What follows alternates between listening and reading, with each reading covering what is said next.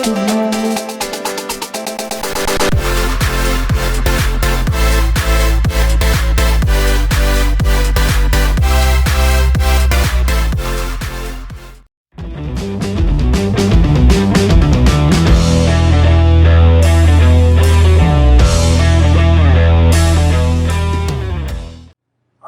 back into another edition of Keeping Up with Cherokee County Athletics with Coach Kelly. And Coach, we're more than halfway through the season now. You guys have outscored your opponents by, I believe, 269 to 52, something like that. Somewhere in that ballpark. You guys are absolutely rolling right now. You beat Mumford last week. Was it 52 to 10? 50, I think. Let's see, Tyson Wood, I think, scored right there as time expired. And I think it was 55. We didn't keep the PAT. Gotcha. There ain't no reason for it. We took the knee anyway, but Yeah. that kind of just ended it like that. So it was a good win. Being on Thursday, so a little change in the routine. I don't necessarily know the differential in total and total allowed, but I think we're right at 8 per game defensively, and a little over 44-ish around that ballpark in scoring. But, a lot of things go into factor with that. Turnovers, short fields, defensive scores, special teams pinning opponents deep, and then, just setting our defense up good. So there's a lot of factors that go into it. But at the end of the day, the guys are playing pretty good. Play their guts out. They play hard, they play physical, and, we just got to eliminate, especially like a week like this, our off week, eliminate the stuff that, since we ain't got an opponent Friday, our biggest opponent is us. So let's work on us. And so that's what we're going to work on this week, and, try to get healthy. I killed them in the weight room yesterday. So they're having fun in the weight room, especially this week when we don't have a game. So we're going to crank it up in the weight room a little bit more in strength and conditioning, and fundamentals. Go back to fundamentals this week, and try to fix the things that maybe we've seen on film that we need to be better on, and just continue to kind of tune us up for hopefully this home stretch we got coming up here in these last 4 games. You've been relatively healthy this year too. Talk about how important that's been. Obviously, try to get everybody back after this, this week coming up here this off week. Yeah, we've knock on wood, we've been fortunate. And I think a part of that is in the strength program. We've had no non-contact knee injuries, I feel like, since I've been here. That's good. So all the knee injuries and stuff that we have sustained have been like just nasty hits, just, body going one way and knee going the other and stuff like that you really, doesn't matter what you do in the weight room, you're looking at surgery, so to speak. And so I feel like part of it is what we do in the weight room and what we do in the conditioning stuff. And so we've been relatively healthy. As physical as we play, we've got nicks and bruises and stuff. That's another thing that we try to do is get the blood flowing, get our workouts in, get the dynamic, get the stretching, and all that stuff kind of ties in so that the soreness by the time Wednesday rolls around midweek, that body's like, hey, I'm ready to go. And so that's kind of just how we go about it on Monday and Tuesday, leading up into a week of a game. And we've got, and I'll tell you this, we're kind of a neo school, and Dr. Shaw and our trainers, Blake and Caitlin, we've got rehab center here in center, and it's just so great, the partnership between the two, because if there's anything that needs to be looked at, put under an X-ray, get an MRI, Dr. Shaw is in there. I mean, we've got a great pipeline and a great setup to get our guys either diagnosed or rehab scheduled to get their rear ends back on the field. And so it's a tremendous blessing to have that partnership and have those people with our programs, for sure. Dude, that is huge. People don't understand how big that is behind the scenes until you start having some injuries. You got to get some guys with some rehab and get some guys back in the game for depth purposes and things like that. Off weeks are always important, and timing of an off week, I think this is the perfect time because you're a little bit over halfway, but you're before that stretch run. So you got time to get some stuff done, on both sides of that fence. But what is your main focus? And I know the coaches sort of speaks to get better, but what's in your mind? What do you got to get done this off week? We want to use the off week to kind of tune up the things that kind of are kind of not necessarily pushed to the side, but when you got a game, when you got an opponent, when you got preparation for a certain person or opponent, it kind of gets left. So we've already tried to get our recruiting packages done, and we're pumping out as many of our prospect sheets as we can so that the colleges know what we have to offer, what we've got, what accolades the previous years they've had, what we've done to this point, what their strength numbers are, just build those packages, try to get our guys looked at. We're going to Middle Tennessee State tomorrow night. I'm taking a bunch of our guys. So we're going to practice during the fourth block, and then we're going to load up and go to Murfreesboro in the middle of the week. If we'd have had a game, I'm not sure we make that trip because we're going to be getting in late, and then we got school and practice and workouts on Thursday. And so just, again, from a practice and strength standpoint, we want to use this week to get stronger and get better shape. On the field, we want to use this week to tune up our fundamentals. From a defensive standpoint, you always got tackling, you always got fits, you always got forcing turnovers, which we've been really good at forcing turnovers, but you can look on film when we're making tackles and maybe necessarily the ball carrier, offensive guy has that ball loose. I mean, we want to use those opportunities just like anything, just see and react. See if the ball's out there, go for the ball. If I'm the next man up on the pile, let's force turnovers. Whether you're punching that thing out, whether you're going from the backside, punching it out, or whether you're just grabbing it and ripping it. So stuff like that. And then, just dissecting it to the game from a D-line standpoint or whatever the position is, just dissecting it into one-on-one, win your matchup. And so kind of every phase, the quarterbacks, the running backs, the receivers, the whole team, when we kind of break it down into our group position on offense and defense, we're just kind of going back to the fundamentals. And we're not going to be out there long. I mean, we've been on such a grind really since January. Gotcha. Because all season, then summer program, then preseason, then season, now we're right here. So last thing I want to do is make this week feel like it's another daggone. Yeah. So it's almost like a spring break in college. Just take a breath of fresh air, get the hunger back, gotcha. Get the feeling back, and it's almost like, all right, here's the latter half of the season. Let's finish strong. I noticed what you've done over here in the weight room. You've made that their baby. You've turned it over to where it's their baby.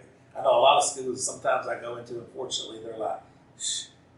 Go do this crap again. But here, they're jogging and running to get over here to get in that weight room. How important do you think that is and the growth of this place that you got that mentality into their minds? Well, I think the biggest thing in programs in general is it's not necessarily the coaches change, it's the player mindset change. There you go. So when they take ownership of what they do on a daily basis, again, if we were doing this interview and it got to 125, gotcha.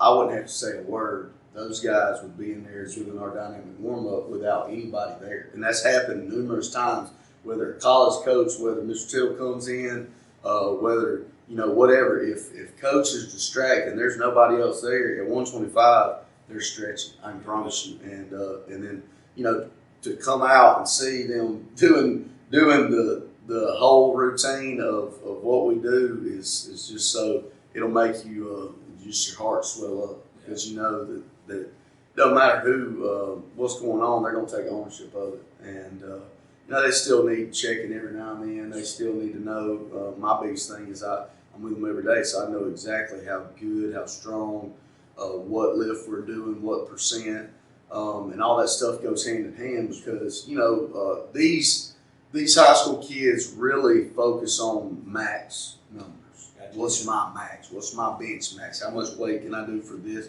I really could care less. It's about form, movement, and being able to translate from there to there in a way that's going to make us a better football team. And sometimes increasing those ones and max reps does it, but other times, I mean, it's just in a player by player case, and we've got so much more technology that can track bar speed, can do analytics, these little sports bra looking things that we have that we put on that the kids like them because they like the way they look in them, you know. Yeah.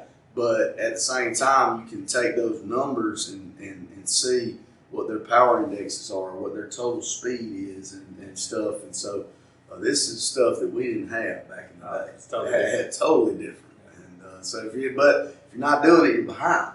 And so we want to make sure we try to stay out in front as most as we can. Coach, you and I played in an era where a concussion was called getting your bell rung. Yes. You remember that? Seeing red. He got his bell rung. He got his bell rung. He's over there puking. For sure. For sure. I went through it.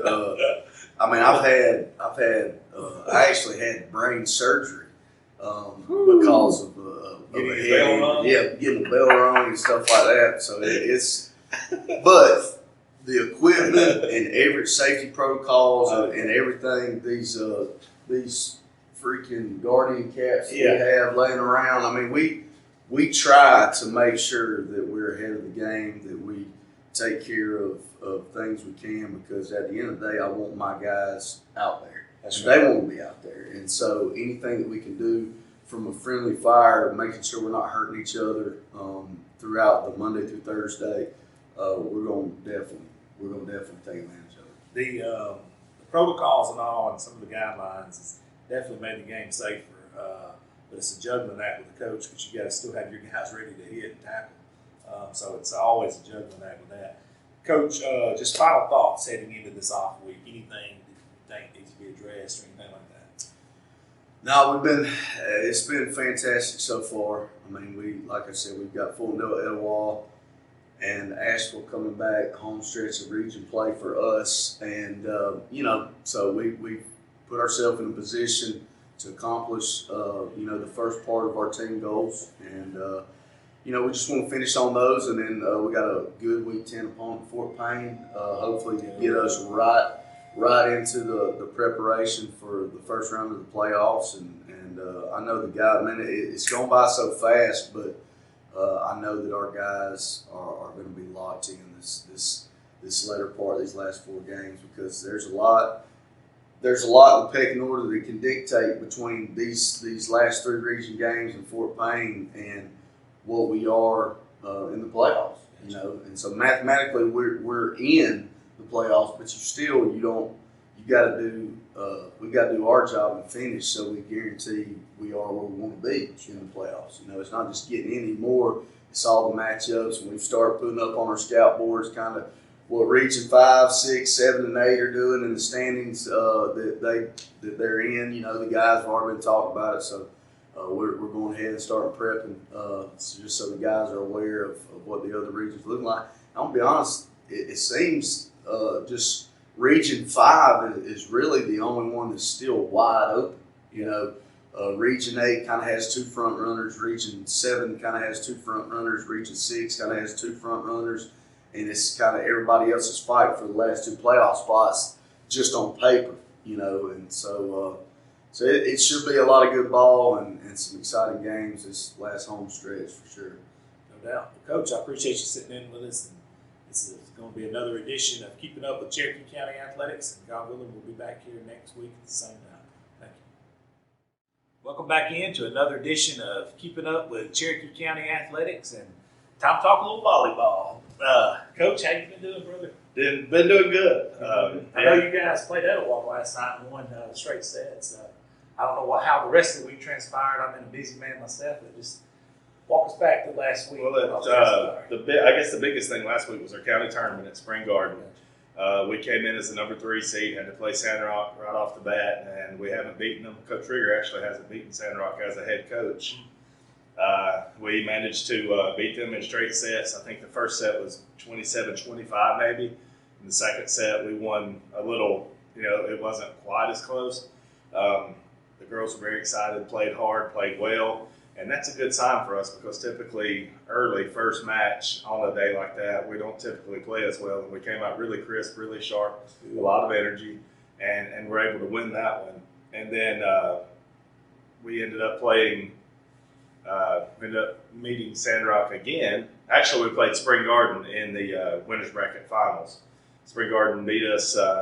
We were hoping to carry that same energy from the first match over, and we really didn't. It was at Spring Garden. They were fired up. They played well, and we just kind of had an off match. So they beat us in 2, and then we had to turn around and play Sandrock again for a chance to play Spring Garden in the finals. And they beat us there in 3 sets. Our first set against them, we didn't play very well. Second set, we played well. And the third set, we got behind to start with and then battled back and made it close. And then they ended up pulling away right there at the end. So we ended up going 1 and 2 at the county tournament. But, we were pleased to beat Sandrock, but we didn't get the final result we were hoping for. People don't realize how good Sandrock's been in volleyball. I mean, they've been a powerhouse, dominance over, I don't know, since she's been there. Yes, they have been really good, and St. Clair can absolutely blast the ball outside. Just passed her all-time kills record. Yes, and between her and number 10, I don't remember her name, is a blonde-haired girl who can also hit the ball really well. If it was just St. Clair, you could game plan for just St. Clair, but even if you game plan for her, you still got to stop her. You still got to go out there and execute. Yeah, and so. They've got enough people that you can't really just focus on the one. And so I feel like the thing we did best that match was we served our zones that we were trying to hit. We had certain people we wanted passing the ball in certain rotations, and we did a really good job of hitting those people, forcing them to pass the ball, and kind of got them out of sorts in that first match against them. And in the second match against them, we did the same thing, but their passers passed a little better. They were able to get the ball to Caitlin a little in better shape. And she was able to put a lot of balls away. And Spring Garden's pretty dominant. Ace probably got about a 35-inch vertical, it looks like. I was her and Chloe. Yeah, we were watching it. I was telling my girlfriend, and we were kind of behind the referee stand, so she couldn't fully appreciate it. But there was a ball that just barely went over the net, and I guess it might have been a free ball that just kind of caught the tape. But Ace had transitioned off. The ball tipped the tape, and she reached over just almost to the line underneath the net and popped the ball up like this. Did not go take an approach. She did that and then stood there waiting for the setter to set it. And then she jumped about this high, went up and just bashed it. And I was sitting there laughing. I just started laughing. She said, "What's so funny?" I said, "Well, it's not funny. It's sickening. That somebody can do that." But it was crazy. It's incredible to watch the talent here in Cherokee County. Your girls are they're part of that equation, big part of that equation as well. But man, this is a very competitive county in volleyball. It really is. The board. Yeah, Cedar Bluff is. They surprised me this year. Warriors, player. They've been playing really good over there, and coach pushes them really hard. They're going to scrap for a ball. There's not a wall they won't run through, a bleacher they won't dive in. They're going to. The point is not over until you hear that whistle. So that makes them really tough. Throw in the fact that they've got some good hitters and some good defensive players. So. Yeah, from top to bottom, the county has there's a lot of really good athletes, really good volleyball players. Really good. And again, last night I know you guys beat Etowah pretty good. Region standings wise or area standings wise, you guys. Yes, we've clinched. We did that last week with a win over Asheville at their place. I think that's beautiful. We played pretty well there, and then so everything was solidified that night. But last night we wanted to come out and assert ourselves, and we push the girls all the time. We want that kind of performance every night, but we kind of gave some selfish incentives last night. My stepdaughter was cheering at the middle school game out here. Coach Rigger's daughter was cheering at the middle school game out here. So we told the girls, we're like, "Hey, let's step it up. I want to see my daughter," and they're like, "Okay." And they're good family people, they're good, they're that kind of kid, and they're like, "Hey, let's hook the coaches up." So they hooked us up, and it's funny because during the match, I'm kind of leaned back like this, looking out the window, seeing how much time's on the clock out here trying to catch halftime. And inadvertently, it looked like I was staring at Etowah's coach, who was demoralized, and she was kind of looking at me, and I was like, "Oh gosh, she thinks I'm staring at her," and I really wasn't trying to be rude. My whole mindset was, "Okay, this is under control. How much time do we have before halftime?" So I didn't want her to think I was sitting there staring her down. The second set was 25-2. Nevaeh Gadurgis started serving. I think we sided out to go to 6. I think we sided out to go to 6, and she served that set all the way out. Then we started the next set on a 6-0 run. So we ended up scoring 31 consecutive points last night, and that's a testament. It probably is. It's got to be a school record. Yeah.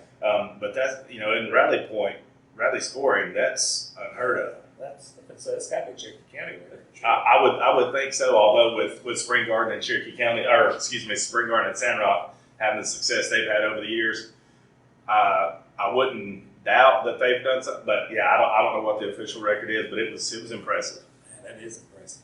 What does this week look like for you guys? This week, obviously we played last night against Etowah. Today we're going to practice. JV, I think, is going to Jacksonville tonight. Varsity is going to practice today and tomorrow, and then Thursday we head to Piedmont, and then there's nothing this weekend. It's the Fall Festival, and our kids are going to get to have a little break and enjoy that. Plus, it leads into our fall break next week, which is Monday and Tuesday. So they don't have school. However, we go to Spring Garden on Monday, and then we play Jacksonville at Jacksonville. We played Jacksonville and Alexandria on Tuesday. So we've been fortunate enough to take care of Jacksonville a couple of times this year. We haven't faced Alexandria yet, but we do know they're a very good team. We saw them at regionals last year, and their volleyball team, every time we look, they're beating somebody. Yeah, that's true. That is even in and around this area, there's good teams. Yeah, I think club volleyball has a lot to do with Yeah. that. There are several really good clubs here. There are a couple over in Georgia. So Rome has RAV, Rome Area Volleyball. There's Tsunami over there. And then you've got Gadsden, you got Gadsden's volleyball club. Then you branch out even further and you start getting, there's so much volleyball. Gunnersville area. I was going to say, when you branch it into a 1 hour drive in this area here, and you got Hal's place over here at Champions, and how much volleyball goes on there. Right. Then at Gunnersville, it's Supreme Court. When they bring the Monsiano camp comes there. Right. You're talking about the elite of the elite. Right. That's why volleyball's dominant in this area. Yeah, the Monsiano group, they started coming here way back in the 90s when Coach Mosley was coaching here. We got to know Mike really well, and he is an amazing coach and an even better motivator. And, they bring that, I don't want to say show and make it sound like it's a performance, but they bring that show on the road. And, they come down here and take care of business, teach a lot, motivate a lot. If you can be around Mike for a few minutes and not go out of here thinking you can conquer the world, you haven't been paying much attention. Right. So that's it's just really built up the program in the area. And I kind of skipped out on something. Since we will host the area tournament, that'll be October 18th. Okay. And then also not this upcoming Saturday, but the following Saturday is our tournament that we host. Okay. So if any of our viewers out there aren't doing anything next Saturday, we'd love to have y'all out to watch our team and to watch the other teams performing here. And then also we had another milestone last night. Ellison Gibbons got her 1,000th career dig last night. That's awesome. And as we've got a couple of young players who sophomores who have, we've got Macy Lee who's setting records with setting. Nevaeh Gadurgis, I don't even know how many kills she has now, and Ellison with digs. If you got 3 players in one class who are digging the ball that successfully, setting the ball, and hitting the ball that successfully, you're gonna be good, and you're gonna start winning matches. And I think that's one of the things that's carries. All 3. returning. Yeah. So you've got that, and then Ava Haygood has hit really well for us, and she's passed really well on the serve receive as a freshman. So the young talent has really stepped in with the older talent, to make us a well-rounded team. That's good. What's beautiful, man, like you said, is young and old, and it's doing different things. That's a recipe for success. And definitely, I saw these girls returning, so that's going to be, you guys are set up really bright for the future. Anything else anybody needs to know before we shut the show down this week? Not really that I know of, other than I want to shout out our JV team. Coach Megan Dupree does a great job with them. Those girls have worked really hard, and they've really started playing well lately. They've played pretty well all year. They've gone to 3 sets with a lot of people, and they've lost some of those, won some of those, or whatever. But here lately, it's like there's another level of focus there. Emmy, our JV setter, she runs that show and does a great job running that as a setter. And we've got several really good athletes there, and everybody there just works so hard and focuses. And you know, it's hard when you've got varsity and JV in the same gym at practice. It's hard to, you know, not to just push JV aside or whatever. But when we scrimmage and we do different things, we're seeing those kids doing what they need to do. We always say that JV stands for just visiting. I'm only here for a minute. Yeah. I'm trying to get up there. That's right. So those girls are doing things day in and day out to help make their way toward the varsity. And it also helps us because even though you're looking at this year, what do we have this year? What are we losing? You know, after this year, what do we have coming in to replace those? That's right. We're losing two people who are great servers and who are also defensive specialists. We've got a couple of young defensive specialists. Leela Connell is on our bench right now, and she comes in and plays some defense. She's really good. And next year, we expect huge things from her. Jesselyn Hensey is a 7th grader who is playing on the JV and will be on varsity next year and probably fill one of those defensive specialist roles. So it's more young talent because Leela's a freshman this year. It's more young talent stepping in and playing big roles. So the future's looking good, you know, as good as the present is. That's good. Well, Coach, I appreciate you sitting in with us. We're going to shut this edition of Keeping Up with Cherokee County Athletics down. God willing, we'll be back here next week to bring you another edition. Thank you guys for watching. Thanks so much. We appreciate y'all. Thanks, sir. Thank you.